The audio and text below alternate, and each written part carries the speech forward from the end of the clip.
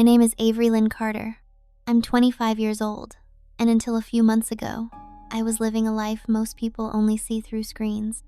I was a social media influencer with 500,000 followers, brand sponsorships, viral videos, and a message: be who you are, loud and proud. I identified as a trans woman. My platform was built on confidence, transformation, and unapologetic self-love. But behind the curated posts and filtered smiles, there were layers, deep ones, doubts, insecurities I never let the camera catch. Moments in the dark, alone, where I asked questions I didn't have the courage to post publicly. I had decided to undergo another cosmetic procedure. Nothing major, they said. Routine. Something to fine-tune my body closer to the image I had constructed both for myself and my followers. I signed the consent forms, took selfies in the pre-op gown, told my audience, "See you on the other side, beautiful people," with a sparkle emoji and a wink. But I never expected that other side to become something literal. I remember the anesthesia mask, the blur of voices fading, the ceiling lights above me, then nothing, and then everything, because I died. For a few minutes, on the operating table, I was clinically dead. No pulse, no breath. Machines flatlined. My surgeon told me later, "You were gone." But that's not the whole truth. I wasn't just gone. I was somewhere else. At first, I didn't know I had died. I felt light, like I was floating in water without weight. No pain, no fear, just a sense that time had stopped. I saw my body lying on the table, doctors panicking, nurses calling codes, and yet I wasn't scared. I was watching from above, as strange as that sounds, watching myself so small, so fragile, surrounded by strangers trying to bring me back. And then the room around me disappeared. I was pulled gently, but powerfully into a space that felt eternal. A tunnel? Maybe. But more than that, it was like moving through every moment of silence I'd ever felt. And at the end of it, I saw someone standing, tall, bright, but not blinding, holding two things in his hands, a crown and a cross. He didn't speak yet, but I knew somehow, deep in the core of who I was, I knew this was Jesus. Not the version from childhood books, not a symbol, but the living, undeniable presence. And he had come for me. I don't know how I recognized him. I had never truly believed in Jesus, not in a personal way. He was more of a concept, something I had long pushed aside in the name of progress and freedom. To me, religion had always felt like a cage, especially growing up. I was told who I was supposed to be, how I was meant to live, and I rejected all of it. I wanted my truth, not someone else's book of rules. But when I saw him, Jesus, there were no arguments, no doubts. My soul just knew. He didn't force his presence. He didn't storm in with judgment or fury. He stood there, calm, radiant, holding that crown and that cross like they were both invitations. His eyes weren't condemning. They were overwhelming. Like every ounce of love I had ever searched for through surgeries, through likes, through the arms of people who never stayed, was now standing before me in perfect form. He saw everything, and yet he stayed. I wanted to hide, to cover my heart. Not because I was ashamed of being trans, or because I thought he'd be disgusted by me, but because suddenly, all the layers I had built, the image, the brand, the performance, fell away. He wasn't seeing Avery the influencer, he was seeing Avery the soul, raw, exposed. And for the first time in my life, I couldn't hide behind my identity, my name, or my narrative. He stepped forward, slowly, silently, the cross still in his right hand, the crown glimmering in his left. And then I heard it, not with ears, but inside me. "You are not forgotten." I broke. I dropped to my knees, not because he demanded it, but because his presence undid me. Every wound, every moment of betrayal, Every time I cried alone in a hotel room after a brand deal or influencer event, he had seen it all. He knew the parts of me I had never dared to admit. He knew the confusion I carried since childhood, the pain of feeling out of place in my own body, the rejection from people who claimed to love in God's name but only pushed me deeper into rebellion. And still, he came. Tears fell, but they weren't just grief. They were recognition. Somehow, I had always been reaching for this love, this person, without even knowing his name. I had changed my body, changed my voice, changed my life trying to feel whole. And yet, none of it had filled the hole that now pulsed wide open before him. He looked down at me, and without moving his lips, said something I will never forget. "The crown is yours, but the cross must come first." I didn't understand. Not fully, but I knew. I was being offered something. Not condemnation, not erasure, but something deeper than identity. Something eternal. Jesus didn't move like we move. He didn't even speak the way humans speak. His words came like waves that didn't just enter my ears, but washed through my entire being. And as he stood there, crown in one hand, cross in the other, I began to see something around me shift. The space we were standing in opened wide like a vast sky, and suddenly, my life began playing out in full color around us. But it wasn't the highlight reel I had curated for social media. It wasn't the smiling selfies or the authentic vulnerability posts I wrote for clicks. No, this was the real version.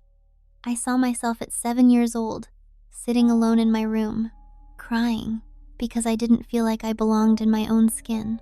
I saw the pain in my parents' eyes when they didn't know how to respond. I felt the confusion, the loneliness, the aching desire just to be understood. Then I saw my teenage years isolated, angry, pretending to be brave while secretly terrified of rejection. Every mask I wore, every wall I built, every joke I cracked at others' expense just to keep them from seeing how scared I really was. And Jesus, he didn't flinch. He didn't judge. He simply stood with me, watching, feeling.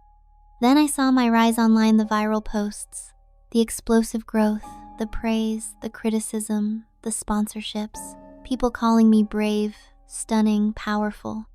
People also calling me deluded, sick, abomination. But none of them knew me. Not really. I had become a symbol, not a soul. And in the quiet places of my heart, I had always whispered, "Is this really who I am? Will this finally make me whole?" Then I saw the surgeries, the applause, the recovery beds, the pills, the mirrors.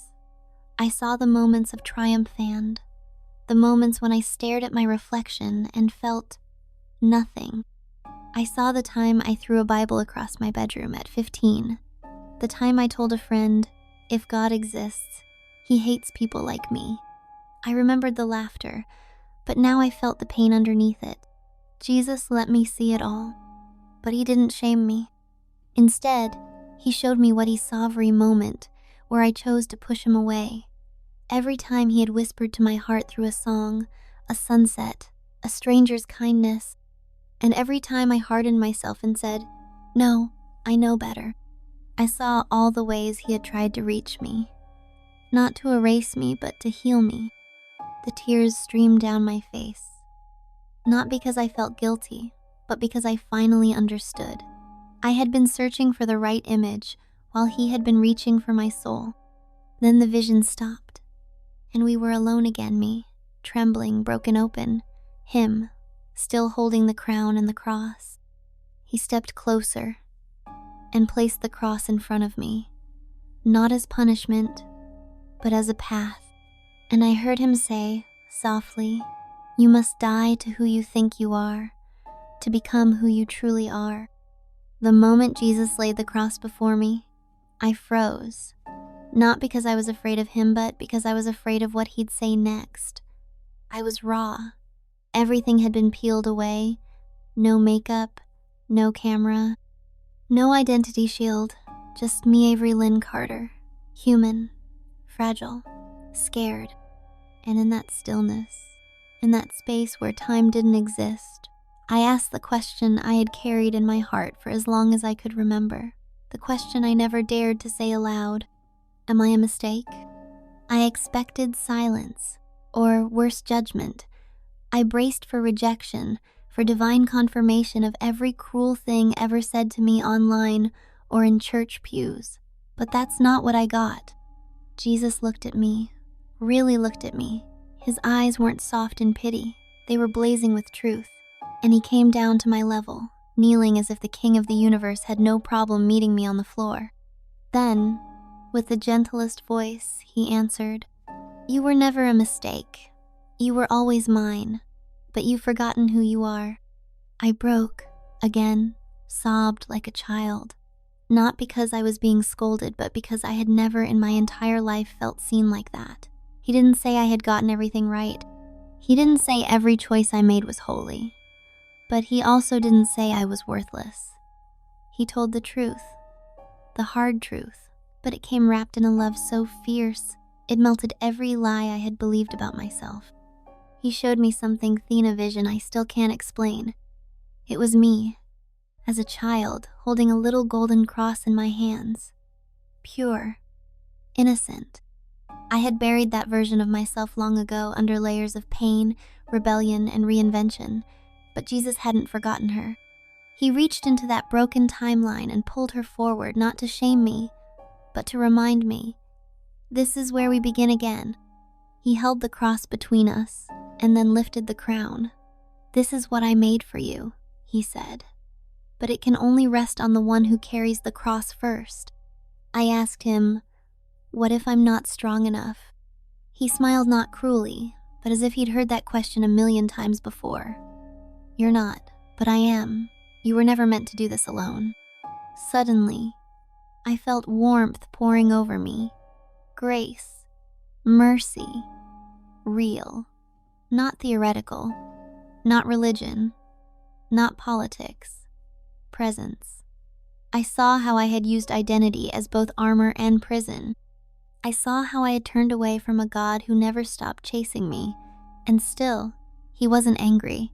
He wasn't here to erase me. He was here to redeem me. The crown, the cross, his eyes, everything in that moment was an invitation, not to reject who I was, but to finally remember who he had made me to be. Before the confusion, before the trauma, before the noise. And with trembling hands, I reached for the cross.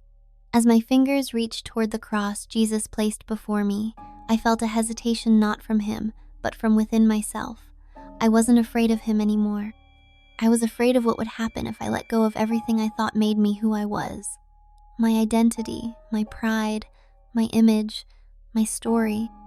That cross, so simple, so familiar suddenly, weighed more than the entire life I had built. But I couldn't ignore the pull.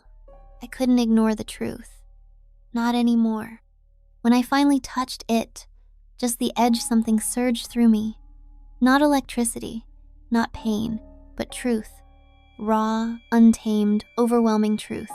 It didn't burn, it freed. It was as if every lie I had ever told myself, every voice that ever said, "You are your body, you are your gender, you are what others call you," was shattered in a single holy instant. I saw chains fall off. Not literal ones, but chains I had worn for years. Chains of trauma, chains of identity confusion, chains of chasing love in all the wrong places. Jesus didn't rip them from me. They broke on contact with his cross. And then something happened I wasn't prepared for. I began to change. Not in form, but in awareness. I could feel parts of me I had ignored for years waking up. Like a light was shining into the corners I had sealed off long ago. And I heard him again, gently, almost like a whisper echoing through my whole being. "You are not the sum of your surgery. You are not the sum of your scars. You are not even the sum of your choices. You are mine, and I love you." I cried out, literally screamed, because I didn't know what to do with that kind of love. I had been told my whole life I needed to earn acceptance. I needed to define myself to be valuable. But here, in the arms of eternal love, I was being received as I was messy, confused, imperfect, yet fully known. Jesus stood beside me now, no longer at a distance. The crown was still in his hand, but he didn't press it on my head. Not yet. He was waiting for me to be ready. And I realized that this crown wasn't a prize, it was a calling to walk a path not based on my truth, but his truth. That's when I felt the shift. I looked back, and I saw the operating room, the chaos, the panic, the defibrillator, the shouting, my lifeless body. And then he spoke again, with so much authority I trembled. "You can come with me now, or you can return and carry the cross." He was giving me a choice. Stay in this peace, or go back to the pain of the world and live differently. Not louder, not prouder, but truer, anchored not in self-creation, but in divine love. I wanted to stay. God, I wanted to. But something in my soul stirred a whisper of purpose I had never felt before.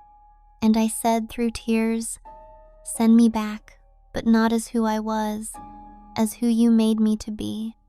The moment I spoke those words, "Send me back," the entire atmosphere shifted. The brilliance that surrounded Jesus became almost unbearable, not because it was painful, but because it was too holy for someone like me. I felt like I was being folded into light, pulled through a river of grace that rushed over me, washing away layer after layer of old lies. I had asked to return, not as the influencer, not as the rebel, not as the face of some movement, but as a soul finally beginning to understand what it meant to be known and loved by the Creator himself. Jesus didn't say goodbye. He simply touched my forehead, and I heard one final whisper in my spirit. "Remember what I showed you, and don't be afraid to speak my name." And then, in an instant, everything collapsed into silence. I jolted awake to chaos. My body was convulsing on the surgical table. I heard voice doctors, nurses, beeping machines. Someone shouted, "She's back! We have a pulse." I gasped for air like I had never breathed before, and for a moment, I didn't even know where I was. My chest ached, my throat burned, but all I could do was cry. Cry not out of pain, but because I remembered. It wasn't a dream. I had died, and I had seen him. I tried to speak, but all that came out was a whisper, "Jesus." The surgeon leaned over me. "You were gone for 2 minutes. We almost lost you," he said, visibly shaken. But I wasn't scared, not anymore, because I had been lost far longer than those 2 minutes years, really. But now, I had been found. The days that followed were strange. People treated me like a survivor. The staff called me lucky, but I knew it wasn't luck. It was mercy. I didn't share everything right away. Not because I was ashamed, but because I didn't know how to put eternity into human words. But something in me had changed. I looked in the mirror and didn't just see skin and scars. I didn't see the polished version of myself I used to edit for the world. I saw someone who had met him, someone who had touched the edge of truth. I still looked the same on the outside, but the fire inside me had changed color. No longer prideful, no longer bitter, just burning with purpose. The cross wasn't just something he showed me. It was something I had chosen to carry now, and with every breath, I promised him I will carry it, no matter what they say, no matter who walks away. I died on that table, but the one who woke up, she's finally alive. When I left the hospital, I walked out a changed woman, but not in the way people expected. I wasn't rushing to get back online or post another filtered recovery selfie. In fact, for the first time in years, I didn't care about the algorithm. I wasn't chasing validation. I wasn't trying to prove anything, because I had seen the face of truth, and everything else felt so small. I tried to explain what had happened to my friends, to my followers, to the people closest to me, but most didn't understand. Some thought the anesthesia had made me hallucinate. Others said I was just emotional, vulnerable, or using religion as a coping mechanism. But I knew, deep in my bones, I knew I had met Jesus. One of my closest friends from the trans community messaged me, "What happened to you? You used to say God was just a tool to control people. Now you're quoting scripture?" I stared at the message for a long time, and then I replied with one sentence, "Because I saw him, and he didn't control me, he loved me."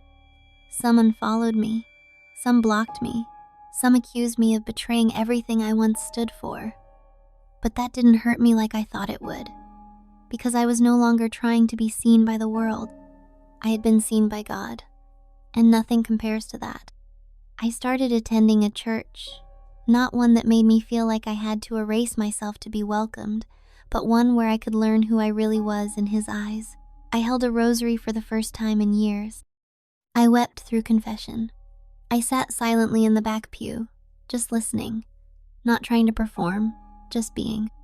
And Jesus was there, in every tear, in every verse, in every breath.